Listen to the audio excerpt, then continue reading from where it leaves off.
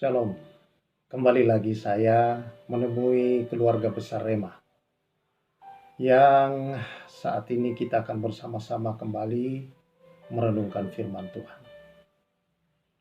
Firman Tuhan itulah pelita bagi kaki kita dan terang di jalan hidup kita. Kalau saudara ingin dalam hidup ini berjalan tidak tersandung, jatuh, tidak terjerumus ke dalam lubang yang dalam, bahkan jatuh ke dalam jurang, kita perlu saudara-saudara penuntun dan kita perlu penerang. Firman Allah inilah yang menuntun kita ke masa depan, menuntun kita ke dalam seluruh rencana Allah dan menerangi hidup kita untuk sampai ke dalam kekekalan bersama Allah selama-lamanya di surga. Nah, karena itu harapan saya setiap bagian yang kita baca, saudara-saudara tidak melewatkan untuk membaca keseluruhan pasal supaya saudara tidak tertinggal ya akan kisah dan cerita dalam Alkitab itu, saudara. Karena dengan demikian kita mengerti seluruh rangkaiannya, mengerti maksud-maksud ilahi, kasih Allah atas bumi, atas manusia, atas pribadi Anda, dan rencananya yang sangat mulia, yang indah, dan masa depan yang cerah. Dan karena itu, baca terus Alkitab saudara bersama dengan saya. Nah, kita akan memulai bersama-sama renungan kita. Kita sudah sampai pada Hakim-Hakim pasal yang ke-11. Tapi sebelum kita masuk dalam renungan, bagi saudara-saudara yang belum subscribe, ya, subscribe supaya saudara juga jangan lupa untuk pencet tombolnya. Ya, dengan demikian saudara akan terus mendapatkan notifikasinya dengan khotbah-khotbah yang lain. Dan jangan lupa saudara-saudara untuk share, ya, like, supaya berbagi dengan sesama, dengan orang-orang lain juga bisa diberkati. Baiklah, mari kita sama-sama berdoa. Tuhan, terima kasih. Engkau sangat baik, memberikan Roh Kudus untuk menerangi hati dan pikiran kami, jiwa kami, ya Tuhan, hidup kami, untuk kami dapat mengenal Tuhan dengan baik dan benar, dan lebih dari itu Tuhan, supaya kami dapat hidup di dalam segala kehendak-Mu, melalui kebenaran-kebenaran firman-Mu ini. Demi nama Yesus yang hidup itu, kami naikkan segala doa kami. Amin. Kita sudah berada pada Hakim-Hakim yang ke-11, yaitu kisah mengenai Yeftah. Nah, saudara-saudara yang saya kasih dalam Tuhan Yesus, seperti kita membaca dalam ayat-ayat atau pasal-pasal sebelumnya, bahwa Israel berada di bawah hakim-hakim, yaitu orang-orang yang Tuhan angkat memimpin menjadi penyelamat bagi bangsa Israel dari serbuan atau penjajahan dari bangsa-bangsa lain yang datang menyerang mereka. Tetapi setiap kali mereka sudah meninggal, maka yang terjadi adalah bahwa kembali lagi orang Israel menyembah kepada berhala. Nah, dalam pasal yang ke-11 dikisahkan tentang seorang yang bernama Yeftah. Demikian. Adapun Yeftah, orang Gilead itu, adalah seorang pahlawan yang gagah perkasa. Tetapi ia anak seorang perempuan sundal. Ayah Yeftah ialah Gilead. Juga istri Gilead melahirkan anak-anak lelaki baginya. Setelah besar anak-anak istrinya ini, maka mengusir Yeftah. Mereka mengusir Yeftah, katanya kepadanya, engkau tidak mendapat milik pusaka dalam keluarga kami, sebab engkau anak dari perempuan lain. Maka larilah Yeftah dari saudara-saudaranya itu dan diam di tanah Tob. Di sana berkumpullah kepadanya petualang-petualang yang pergi merampok bersama-sama dengan dia. Beberapa waktu kemudian Bani Amon berperang melawan orang Israel. Dan ketika Bani Amon itu berperang melawan orang Israel, pergilah para tua-tua Gilead menjemput Yeftah dari tanah Tob. Kata mereka kepada Yeftah, marilah, jadilah panglima kami dan biarlah kita berperang melawan Amon. Tetapi kata Yeftah kepada para tua-tua Gilead, bukankah kamu sendiri membenci aku dan mengusir aku dari keluargaku? Mengapa kamu datang sekarang kepadaku pada waktu kamu terdesak? Kemudian berkatalah para tua-tua Gilead kepada Yeftah, memang kami datang kembali sekarang kepadamu. Ikutlah kami dan berperanglah melawan Bani Amon. Maka engkau akan menjadi kepala atas kami, atas seluruh penduduk Gilead. Lalu kata Yeftah kepada para tua-tua Gilead, jadi jika kamu membawa aku kembali untuk berperang melawan Bani Amon, dan Tuhan menyerahkan mereka kepadaku, maka akulah yang akan menjadi kepala atas kamu. Lalu kata para tua-tua Gilead kepada Yeftah, demi Tuhan yang mendengarkannya sebagai saksi antara kita, kami akan berbuat seperti katamu. Maka Yeftah ikut dengan para tua-tua Gilead. Lalu bangsa itu mengangkat dia menjadi kepala dan panglima mereka. Tetapi Yeftah membawa seluruh perkaranya itu ke hadapan Tuhan di Mizpah. Saudara-saudara yang saya kasihi, inilah kisah Yeftah.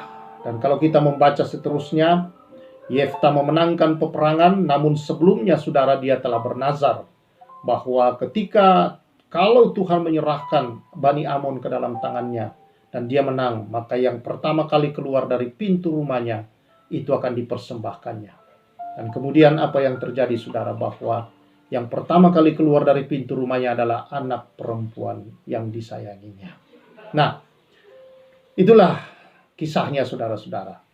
Nah, saya akan membagi pembacaan kita ini dalam dua bagian. Bagian yang pertama ini saudara akan saya sampaikan hari ini saat ini, dan nanti dalam video berikutnya akan saya sampaikan bagian yang kedua tentang Yeftah mempersembahkan anaknya.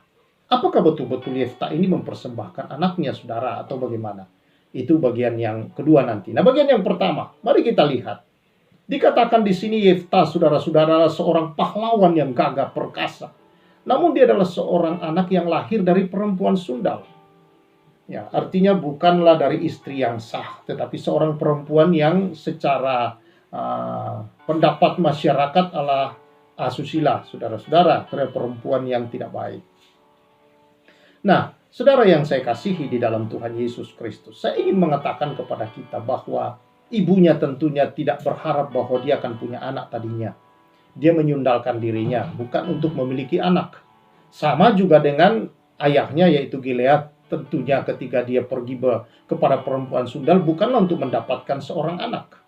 Tetapi saudara-saudara, di sini kita melihat bahwa kehadiran seorang anak adalah bukan karena keinginan ya dan kehendak daripada kedua orang tuanya, yaitu ayah dan ibunya. Tetapi saudara, kehadiran seorang anak itu adalah atas semata-mata anugerah Tuhan. Karena itu saudara, kalau seorang anak boleh hadir di tengah dunia ini saudara, tidak ada seorang ayah dan ibu saudara-saudara yang berharap model anaknya, siapa anaknya, kayak apa anaknya, itu tidak ada seorang yang bisa menentukannya saudara. Tetapi setiap orang yang hadir ke dalam dunia ini saudara, yang pertama saya mau katakan dia adalah seorang pahlawan karena dia adalah pemenang.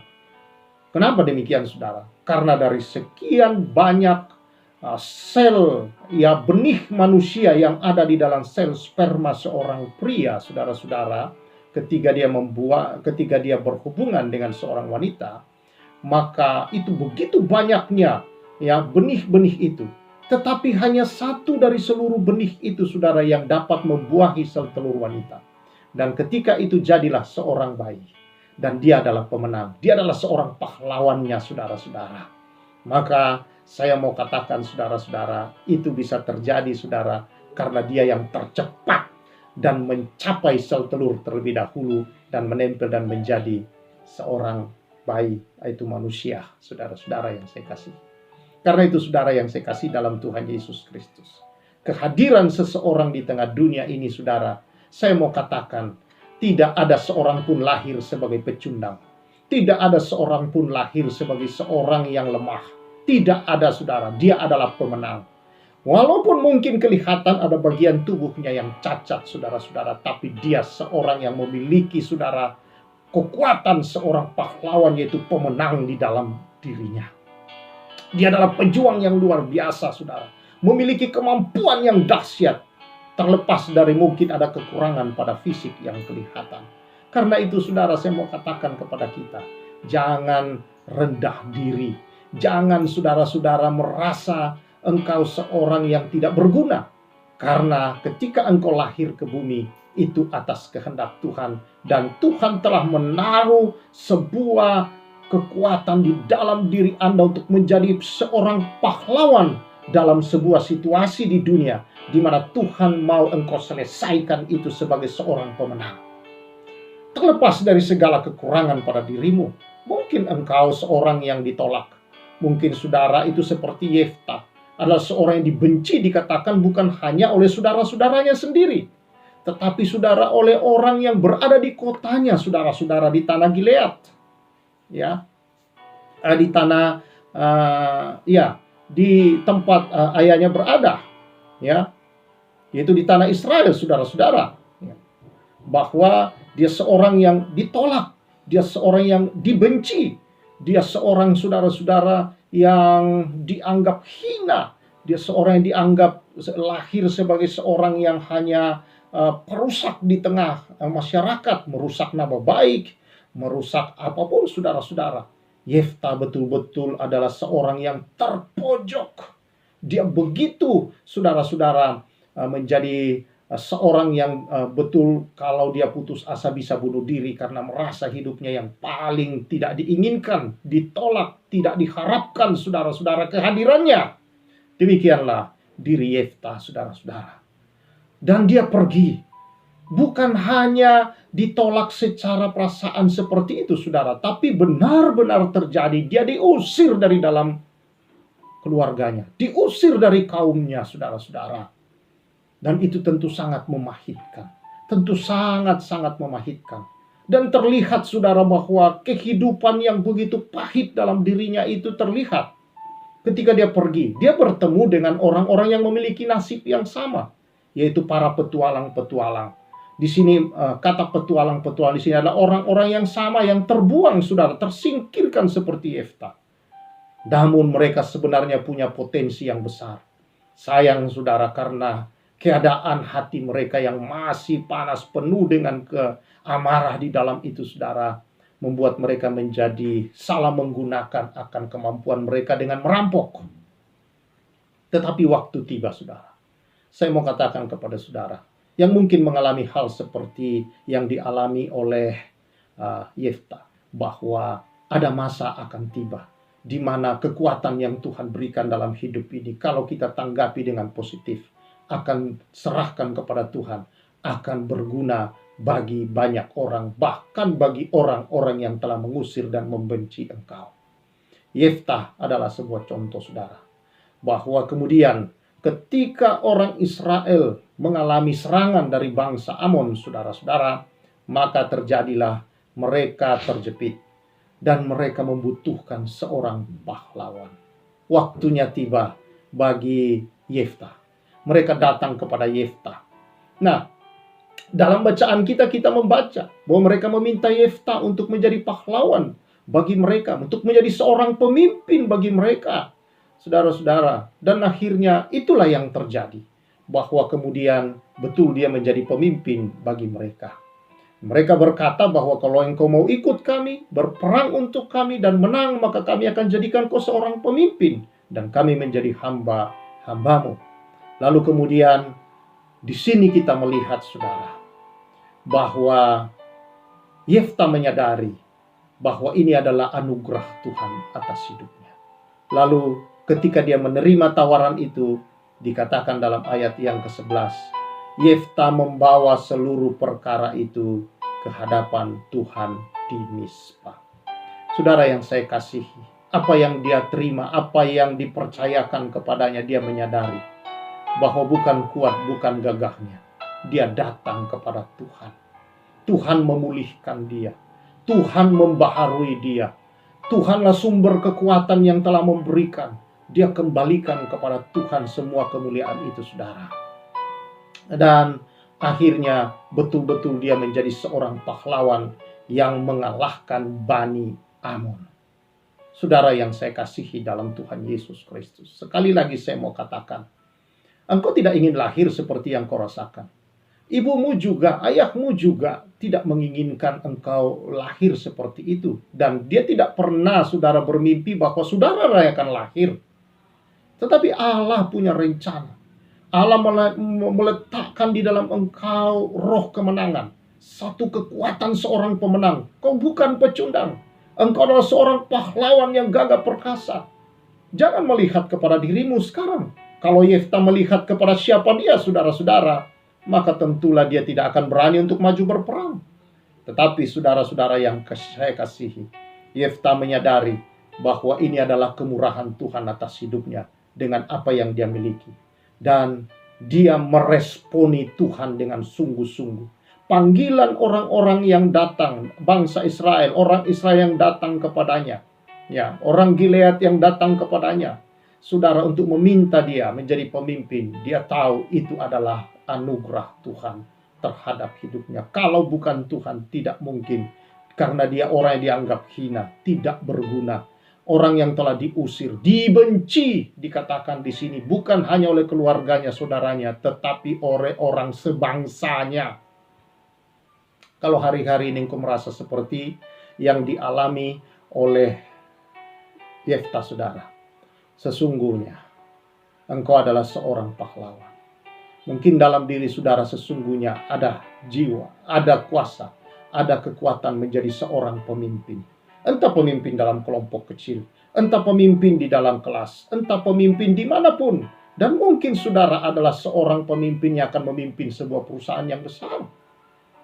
Mungkin bisa saja terjadi, saudara-saudara.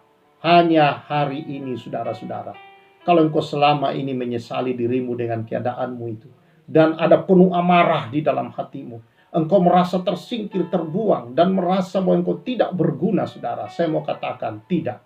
Engkau adalah seorang pahlawan. Engkau adalah bukan pecundang. Engkau memiliki kekuatan yang dahsyat dalam dirimu yang harus engkau bawa kepada Tuhan hari ini, saudara, dan membuat Tuhan, saudara-saudara, untuk datang hadir dalam hidupmu dan menolong engkau untuk menunjukkan kekuatan itu, dan engkau dapat gunakan bahwa kekuatan yang Tuhan taruh dalam dirimu, kemampuan, talenta, apa saja itu, saudara, kecerdasanmu dan keterampilanmu, kreativitasmu, Tuhan mau pakai untuk memberikan menjadi solusi untuk sebuah persoalan-persoalan yang ada di tengah kehidupan hari-hari ini. Karena itu jangan putus asa. Yefta-Yefta yang ada hari-hari ini, saya mau katakan, jangan putus asa. Jadilah seperti Yefta ini. Kalau engkau mengalami seperti Yefta, dia bawa seluruh perkara di hadapan Tuhan. Bawa perkaramu.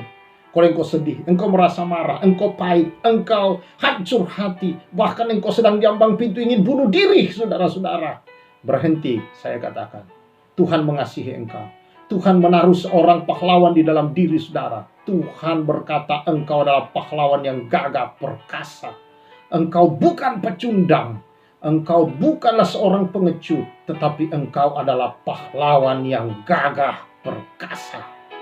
Ayo, kau anak muda, anak-anak muda, banyak yang mengalami hal ini. Lalu dia pergi dengan para petualang, pecandu narkoba. Dia pergi dengan para anak geng-gengan, segala macam kenakalan anak remaja yang ada, atau anak-anak muda yang ada. Perkumpulan-perkumpulan yang hanya membawa saudara-saudara mengisi kekosongan sesaat. Tetapi saya mau katakan kepadamu, bukan di situ tempat saudara. Datang pada Tuhan, karena bukan mereka yang kau butuhkan. Yang kau butuhkan adalah Tuhan untuk menunjukkan ada kekuatan Tuhan yang telah Tuhan taruh dalam dirimu untuk menjadi penolong bagi banyak orang. Bahwa sesungguhnya saudara, bukan saudara yang harus ditolong, tetapi saudaralah dihadirkan Tuhan untuk menjadi solusi, memberi pertolongan bagi banyak orang lain yang ada di dunia ini. Bahwa sesungguhnya ada kuasa seorang pahlawan di dalam diri saudara. Setiap kita, saudara, saya katakan adalah pemimpin. Ada kuasa kepemimpinan dalammu. Ada, saudara-saudara, akan kepahlawanan yang luar biasa dalam diri saudara. Ayo, jangan sesali dirimu. Buka hatimu, datang pada Tuhan. Lepaskan amarahmu. Lepaskan di hadapan Tuhan semuanya, saudara-saudara. Dia mengasihi engkau. Dia telah menebus engkau. Dia sudah mati untukmu. Dia telah menanggung semua derita-derita kepahitan-kepahitanmu. Yesus telah dihina, Yesus telah dilucuti, semua ditelanjangi, dibenci, ditolak, bahkan dia dibunuh, disalib, disiksa sedemikian. Untuk apa? Supaya engkau boleh bisa keluar dari persoalanmu itu, saudara, dan melihat bahwa Yesus telah meletakkan kepahlawanan yang luar biasa dalam dirimu.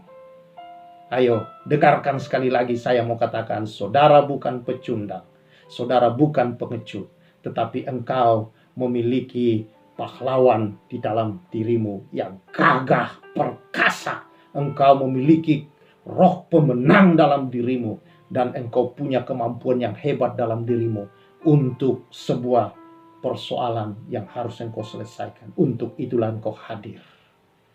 Haleluya. Semoga kebenaran ini, saudara, dapat memberikan kepada saudara-saudara pikiran yang terbuka. Kiranya Roh Kudus hadir dalam hidupmu dan menyembuhkan semua dukamu, supaya engkau melihat bahwa kasih Tuhan telah hadir dalam hidupmu, bahwa engkau bukan pengecut, engkau bukan seperti yang orang-orang itu katakan, bukan. Tapi karena Allah punya tujuan untuk engkau menunjukkan kepada dunia bahwa engkau seorang pahlawan yang gagah perkasa. Tuhan memberkati saudara. Mari kita berdoa.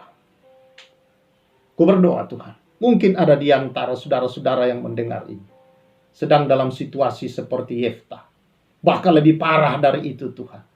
Mungkin dalam keadaan yang sudah putus asa, ingin bunuh diri karena merasa begitu memuncak kepahitan dalam hati, begitu memuncak kemarahan, kebencian, merasa tidak berguna, merasa pecundang, merasa terhina, terbuang, tertolak.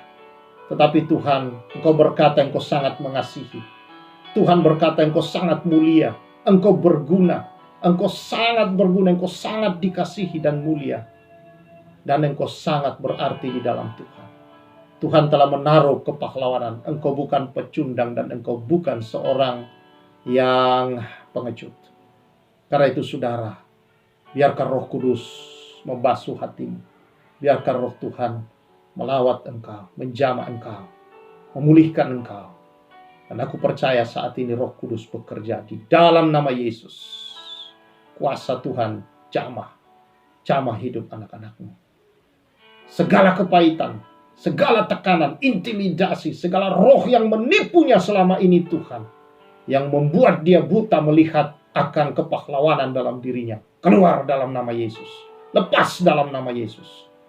Dan roh dari Allah, roh kemenangan, kepahlawanan bekerja dalam nama Tuhan Yesus Kristus. Terima kasih Tuhan, berkat-Mu atas umat-Mu, dalam nama Yesus. Amin.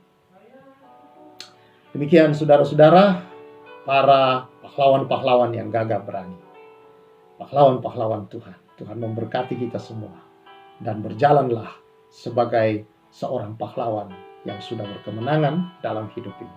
Tuhan memberkati kita semua. Saya Pastor Samuel menyampaikan salam restorasi.